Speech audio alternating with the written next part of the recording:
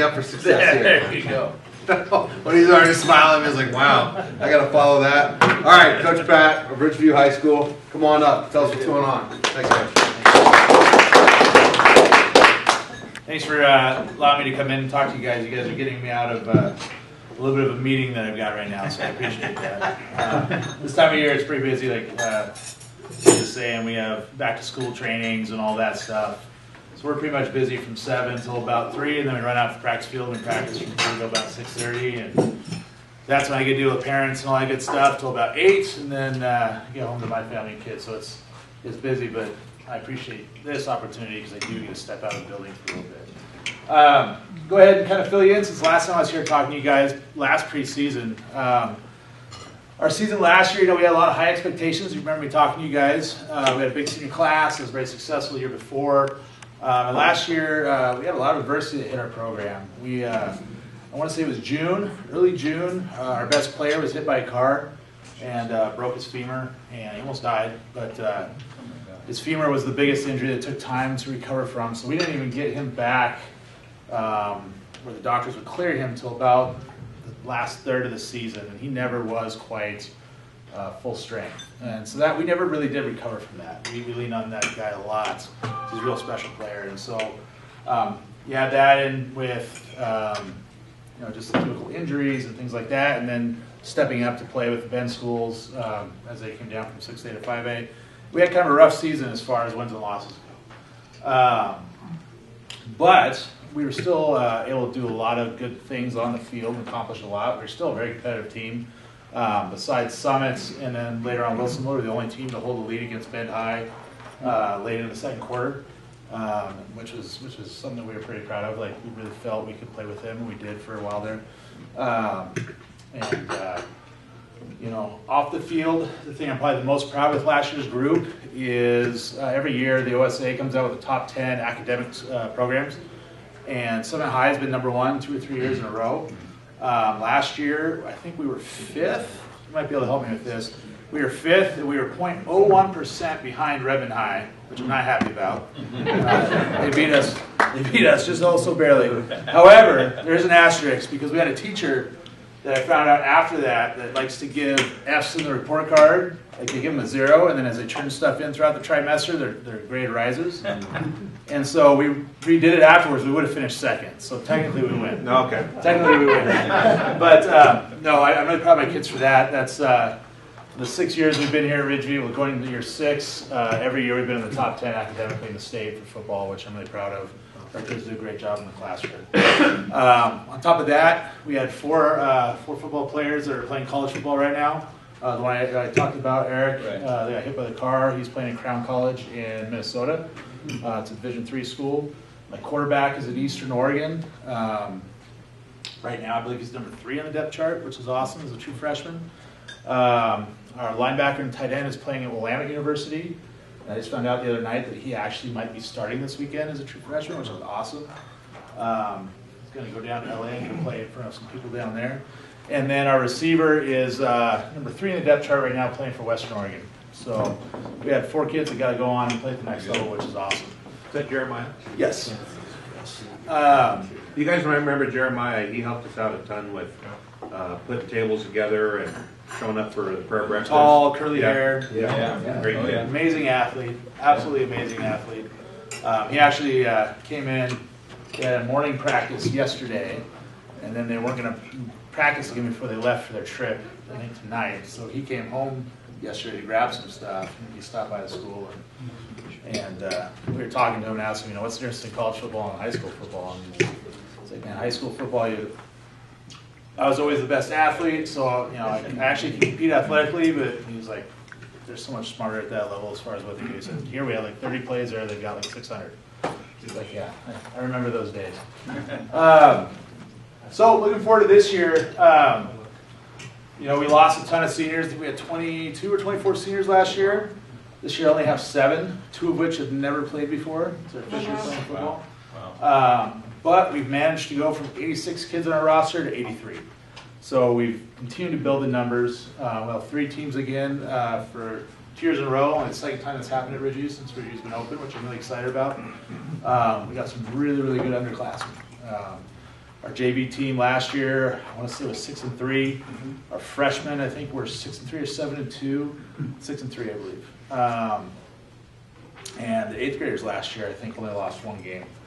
And so all 3 levels, I'm really, really excited about. Next year, I'm hoping, with only losing that small senior class, we'll have over 100 kids finally in the program, which is the 5A level. If you really want to be a state contender, you've got to have around 100 or so kids, just for keeping up with, development and injuries and things like that.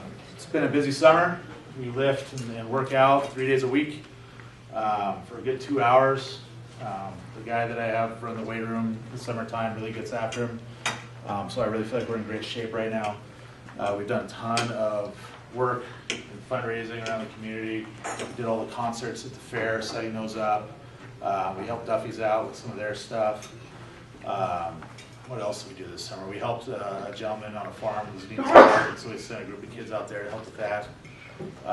So we're trying to get out there as much as possible and keep the kids busy and doing things that help others out and help our program out. Looking forward to this season. Like I said, I'm super excited. We open 2 days from now. It's coming way too fast. Springfield's coming to town. Last year, that was a game that we kind of dominated the entire game. They came back and did a blocked field goal, they returned for a touchdown. And then we had a fumble return for a touchdown late that won the game for them. So we're hoping to take care of our own mistakes and do that. We should be able to throw out the victory week 1. What else should I tell you about our group this year? My staff, I'm super excited about my staff. I've been on a lot of really good football staffs in my career. I coached at Sprague High School in Salem for a long time. We were really successful, and I have some great coaches with me there. But my defensive staff is as good as I've ever been a part of right now. I have my entire staff back, and then I just added, what some of you might even know, he's been in the community forever, a guy named Sal Casaro. He's principal in the Benton Pine District. He's retiring, and he's been a head coach or a defensive coordinator at multiple schools, including Redmond. Played at University of Utah. A lot of really good football knowledge with him. And then I was able to add another gentleman on the opposite side of the ball, Mike Fanger. Mike has been a head coach at multiple high schools. He's a head coach at Lewis Clark College and the offensive coordinator at Portland State University for a couple of years. And just the knowledge that I've got on my staff is really, really impressive right now. And it's kind of nice for me to be able to sit back and let them coach, not have to micromanage everything. So, where do you get your coaches from?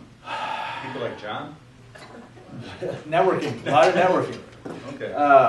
Seriously, I mean, are yeah, they no, well, like, players or? So Sal, for instance, like I say, he's been around forever. Yeah. And my inside linebackers coach is really good friends, golfing buddies with him. And I have his daughter in class, and one day we were chatting. I said, "Why don't you come out and coach?" He's like, "You know what? I'm actually have time this year." And so I said, "Let's think about it, let's chat," and kind of went from there. With Mike, I've never met Mike, but I know a lot of my mutual friends that have worked with him. And I got a call one day from a good buddy of mine that worked at Glencoe and said, "Hey, his grandkids are going to be living over there. They want to move there. Shoot him a call." And so I called him up, and one thing led to another, and now I've got him on staff. And honestly, that's the hardest part about Central Oregon and coaching football is there's probably more people with football knowledge and experience living here than, say, the Salem area. Right. It's just none of them have the time to coach because you got to match the high school schedule. Yeah. And so when I got to the program, I think I had 6 guys on staff, and they're all guys who were there already. Great people, just not a ton of knowledge all around. Yeah. And so slowly building that staff has been probably the most difficult thing for me. That and recruiting kids come out. Yeah. You go after, I didn't realize until recently, there's middle school teams here, right? Mm-hmm. You go after those kids, and how can you go after those So Obsidian feeds me, Ellen Gregory feeds Redmond High. Mm-hmm. And so I've been very fortunate last couple of years with our new admin over there to where I've been able to help in the hiring process with that coach at Obsidian. Mm-hmm. I was able to hire a guy that student taught for me that did a great job last season. Unfortunately, he moved to Montana and got a job there. And one of my receivers coaches who coached the indoor team here, he talked to me about, hey, he's going back to school and stuff. He wanted a little bit of time off, and so I'd like to go to middle school. So he applied, and they hired him over there to coach at Obsidian. So I've got guys in the building over there working with him. And then I try to get over, I'll go over not tonight, I'll probably go over tomorrow night after our practice. I'll try to get over there a couple times a year during practice, just to watch and chat with them afterwards, and we'll talk. We have our middle school night where they come and stand on the sidelines, we introduce them at halftime, come in the locker room, do all those sort of things. Just try to get them ingrained as much as possible. Those kids can go any high school, right? Redmond's pretty open, yeah, compared to some districts. Some districts are a lot more strict. Okay. Then the tough part with Redmond is you get a lot of kids that transfer before they get to high school. So you might have a kid in Elk Grove that lives in my boundary or vice versa. Well, they start to become friends with those kids. They want to go to high school with those kids, and I understand that. But a lot of it is getting those middle school kids interested, wanting to come out because they've got freshmen. So, I mean, talk to me about that. Like, how do you get kids into football? I was one guy that I was small in the 8th grade. I hit my growth spurt. Right. And, We get that a lot. Right now, we're fighting those battles. We're also fighting more than ever. I know Coach Washi will tell you the same thing, where you get kids that want to specialize in one sport. Yeah. And so, like right now, for instance, I've got a kid who's about a freshman. He's about this tall. He's an amazing receiver, really athletic. Wants to be a Division I basketball player. So he's not going to play football and focus on basketball. You better get a growth spurt. You better make it. And so just I'm fighting that battle, right? And I'm fighting the battle of kids who just enjoy summertime. And that's part of the problem too, is middle schools don't start until next week. And so they're used to having their entire summer, where we start back in June, you know. So building that relationship with them as much as possible, being around them as much as possible. Having, like I said, a couple guys over there that are basically part of my program. I've got another guy that I coached back at Sprague High, and he came over and coached for me when he got done playing at Portland State, and now he teaches at Obsidian. So he's in the building, he's able to get around those kids and get them interested in coming out.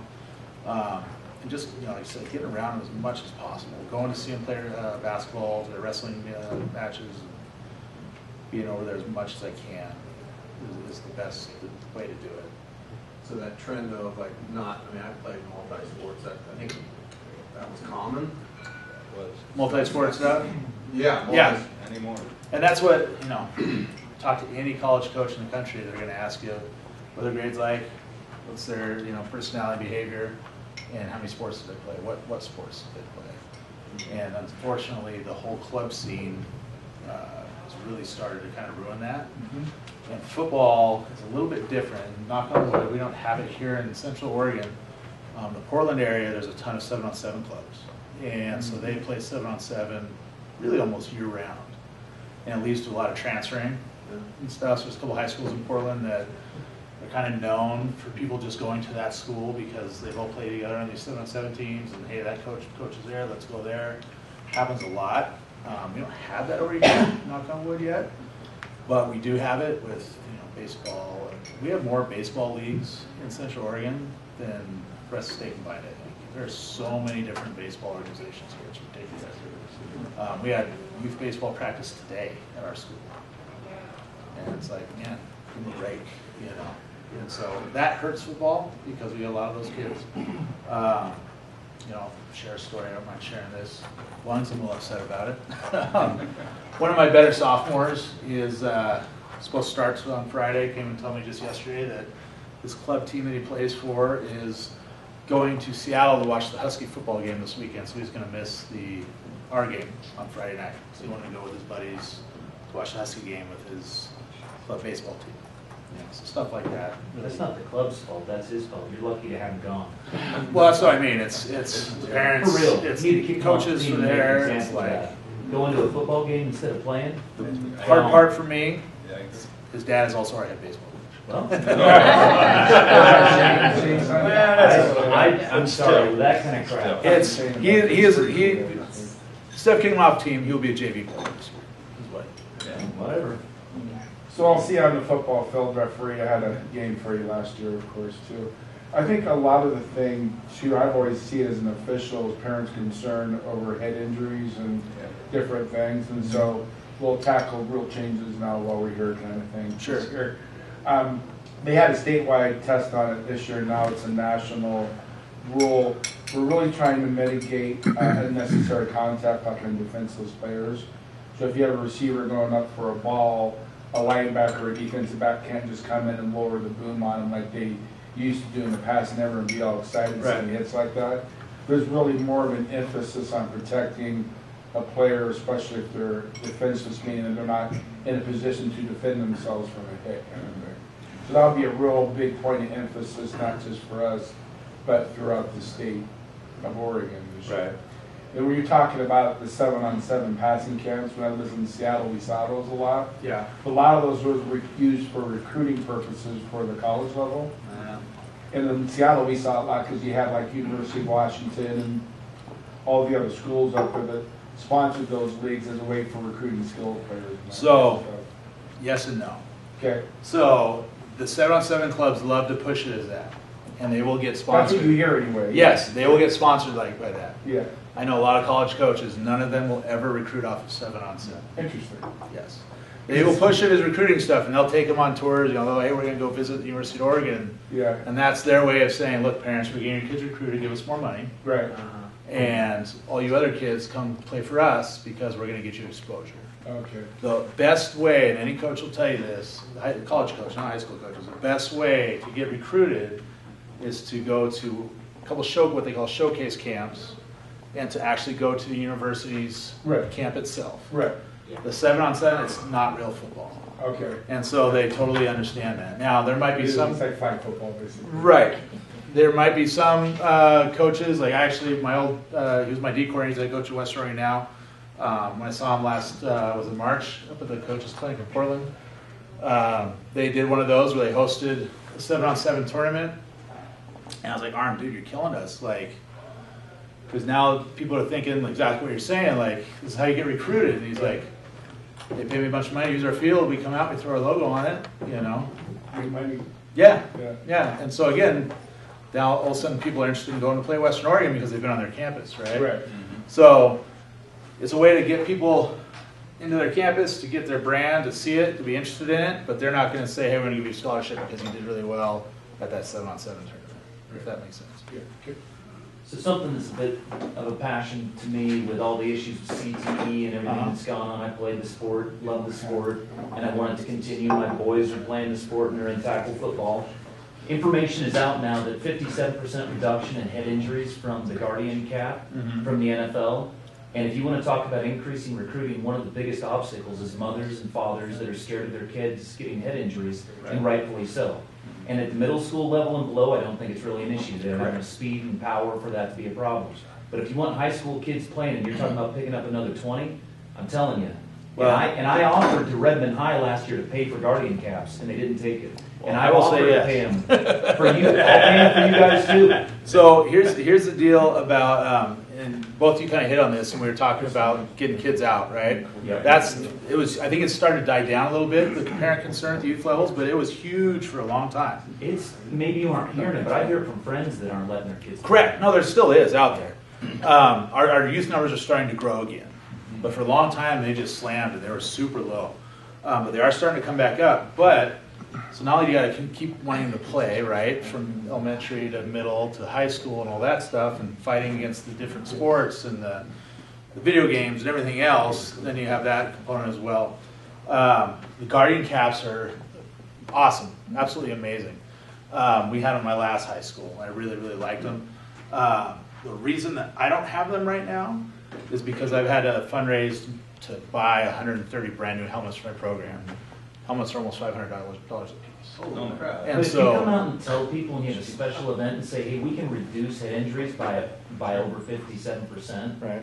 like, you'll get people to just pour the money out of their pockets immediately.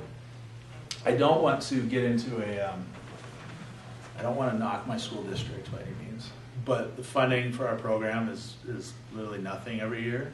And so that's where, like I said, the money had to go to helmets first. We have all 5-star helmets, top line helmets you'll see on Saturday and Sundays on TV. None of my kids are in a cheap helmet at all. Shoulder pads are the next thing, Guardian caps, all that sort of thing. The tough part is, you raise that money for those helmets, which we did. We just finished last season. And at the same time, you gotta make, you know, uniform costs, which are not cheap, just things like that. Football's it's not an easy sport to keep afloat. You know, it takes me about 30 grand a year just to stay afloat. And then you add on those costs, and it's. I hesitate to ask the question, though, but is there such a thing as a booster club? Another good question. Is anybody in here Ridgeview parents or anything like that, or have been? You are? So you may know a little bit more about Booster Club than I have. Before I got there, I believe we had one, went away. They've been trying to start it up again. Last year, they Did it die during COVID? I think it was even before that, if I'm not mistaken. And so they're in the process of kind of building it right now. Last year was the first year, and it's going to take some time to get it going, I think, to where it's sustainable and they're able to help the programs out a lot. I know some people at our district office are really trying hard to, one, reduce pay-to-play fees, so every kid has to pay to play sports, and to get a budget to us every year, which will be nice.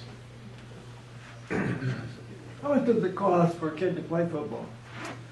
Like I said, the pay-to-play fee, I believe, do you know, is it 200, 250? Yeah, it was like 210 last year. 210, something like that. And then we provide everything except for cleats. You know, and so kid wants a nice pair of cleats, really about $100. We provide helmet, shoulder pads, uniforms, all the pads, leg pads, and all that. The other two questions. One of the other thing that was a little bit of a deterrent for some players is the league we're in. The what? The league we are in. Yeah, Redmond, Ridgeview, or Coach Company, like 900 kids-ish. 800-900, yeah. And what's Bend and Summit? And those Summit's at 1,600. Caldera, I couldn't tell you. I want to say Bend is around 13 and Mountain View's around 13, I think. And don't get me wrong, I like playing top competition too, but you know, they have 3 solid teams and 100+ kids consistently, and they have kids that can't play. Is there I know we're into this league for at least 2 years, right? So is there talk about modifying the league next year, or what are your thoughts on that? Or do you like where you're at? I like both ideas. I love playing. Like I've always believed that if you want to be the best, you got to beat the best, right? Yeah. So I love that idea of that. You know, like I said, I believe we can compete with them. Last year was kind of an anomaly. Bend and Summit had just really solid football. They should have been the state title against each other. And this year, Summit and Mountain View are both going to be really good. They're not going to be that good though, like those two were last year. Like I said, if we can get 100 kids, I feel like we can compete with the kids that we have right now. Is that sustainable year after year after year? Not with only 800 or 900 kids in our building. Especially, like I said, when you start getting kids not playing for other reasons, you know, then it's tough when you have some of your best athletes just walking around the building not doing anything. I love the travel. It cuts down our travel. One of the big complaints we had from parents was loss of seat time when we were playing the Pendletons and the Dalles and the River. We're leaving at 1 o'clock every Friday or every Thursday. A lot of dangerous driving there too. What was that? A lot of dangerous roads. Absolutely, absolutely. Especially football's probably the best season for travel. Winter, basketball season, doing it 2-3 times. It's pretty hectic. And so there's a lot of other ways. I think our state needs to be better at being creative and looking at what other states do. Like you look at Washington, and they'll have a league, and in that league you'll have what they have. I think it's 4A and 3A are combined in that league, but they play in different playoff settings. Right. The 2A, 3A, they combine. Is that how it is? Yeah. And so they do that in a lot of other states too. Some states will do like the European soccer model, where if you're really good one year, then you might move up a level, and if you're not very good, then you move down a level. So that might help with something like that. Obviously, there's no good answer just because where we're located. We only have so many schools that are all... With 4 schools in Bend, is their population maybe going to come down a little bit on the schools though? So when they did the numbers, they used, I want to say it was 2 years ago now, they used the 6th grade classes numbers. Yeah. And that's the numbers they gave the OSA to run. And so they may have had one small group of kids, and now it looks like it's small. Like I said, Summit's at around 1,600 kids. And that's the same size as the school I was at in Salem. It's a 6A school. So, but they also have formulas they plug in to get their overall number they call ADM. And that's, you know, minority status, free reduced lunch status, things like that. You know, I suggest that it's a lot more difficult to have a successful, highly competitive football program, just given the numbers you have to do, than like basketball. Basketball, you can get 1 or 2 kids, it can change everything. Correct. You know, not so much in football, it's a slower build, right? Football is the ultimate team game. It is. Basketball, and I say this all the time, you know, if you have one good pitcher, you can be a really solid baseball team. If you have one kid that's just a freak athlete, Yeah. you can be a really good basketball team. If you have one kid that's a really good football team, player, it doesn't, like I said, I had 4 kids go play college football last year, we still struggled. They're really, really good athletes. It's more about, you know, playing like a team, being a team, you know, doing things right together. So outside of, you know, physical ability and talent, what would you say are the other, I don't know, 2 or 3 keys to success? Leadership. Leadership is huge. There's a lot of, especially when you have like a small class like mine right now, like last year we'll say, and I love my kids last year, they're great kids, but nobody was able to step up and really be a leader. And there's different ways to lead. They were all a bunch of lead, like kind of those quiet leaders. They weren't, I don't want to say they weren't always doing the right thing, because for the most part they did. But there were some that weren't as hard workers as others, and nobody's ever going to push those kids. They're just going to allow it to happen type of thing. So leadership's huge, whether it be on the field, in the locker room, wherever. Commitment, like I said, I was talking about the one story. When you have to have 11 guys doing the same thing the right way every single play, if you aren't committed and there all the time, then you're not going to be successful. And like I said, we start really in June, and when you've got guys, I'm going to Lake today, I'm doing this, I'm going to do that, and you don't have your full roster with you the whole time, it's difficult to really get good at what you're doing. And then a third one, to be really successful, I mean, obviously, like you said, athleticism, physicality, and stuff like that. I would say numbers. Football is such a game of attrition. I mean, kids go down, they get hurt. Once in a while, you get a kid that doesn't do well in school and he's ineligible. We haven't had that too much. You know, car wreck, things like that. I mean, it just happens. Especially when you have 80 to 100 kids in your roster, there's just more chance of something bad to happen. Going back to the fundraising, always trying to find ways to be creative, but my understanding, the district will not allow like private businesses to put their logo or names on jerseys or things like that. So Correct. You That's can, more of a state through the NFHS. Yeah. Oh, the state's so helpful with everything. That's Well, it's not state, it's national National, it's a national federation. deal. So whoever it is. I think businesses would love to do that, Yeah, there's a lot of like schools. we're Nike schools. Correct. That's the only logo we get. Yeah, correct. Yeah, you can have, all you can have is just a small manufacturer logo on the jerseys, all you can have. Even in practice? Well, I don't know about Practice, not as much. Problem is our practice jerseys get just ruined. But there's different opportunities. We do it a little bit different between Redmond and Ridgeview. I believe you guys get the money for your fence signs. Is that correct? So We have- we have to have a we name have and likeness sponsors. lawsuit for high school so we can get this. There you go. Funny, Not even kidding. funny you should say that. We need to. I'm just hearing that, dude, we could fix this. I made a big banner this summer. It was actually Brent's the one that, not purposely, he was doing some fundraising, reaching out to some people, and our mayor got a hold of me and said, hey, I'd like to do the same thing for you guys. So I was saying, he gets some of the money for his signs, I don't, it just goes to our general athletic fund. And so I was like, well, I can't really do that. And, he was like, why not? And so kind of talking about the difference between the schools, just how they're doing it.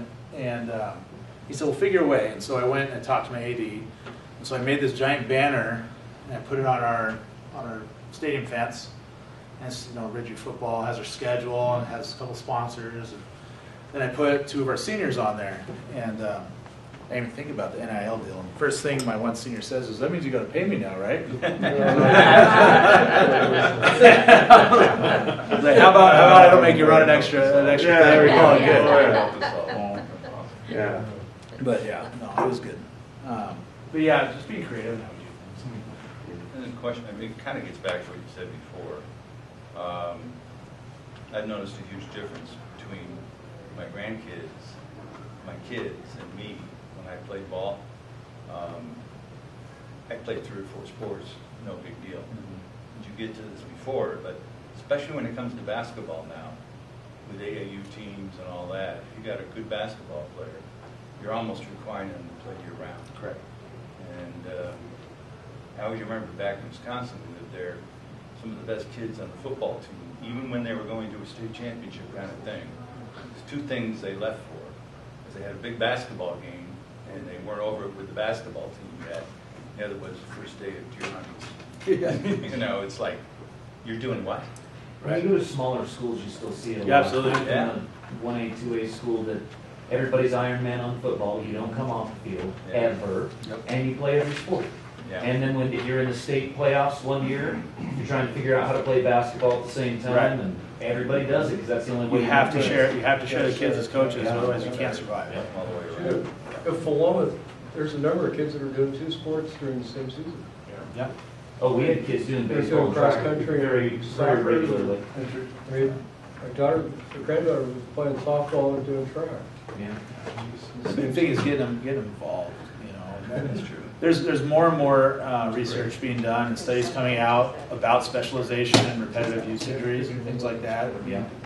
We have an 8th grade kid who's a year-round baseball kid who played football last year, was going to play again this year. He's a quarterback at middle school. I don't know if his elbow, his arm, broke his arm the other day pitching. And it's- UCL, probably. Probably. needs Tommy He's John surgery. doing it year-round, you know, and it's Yeah.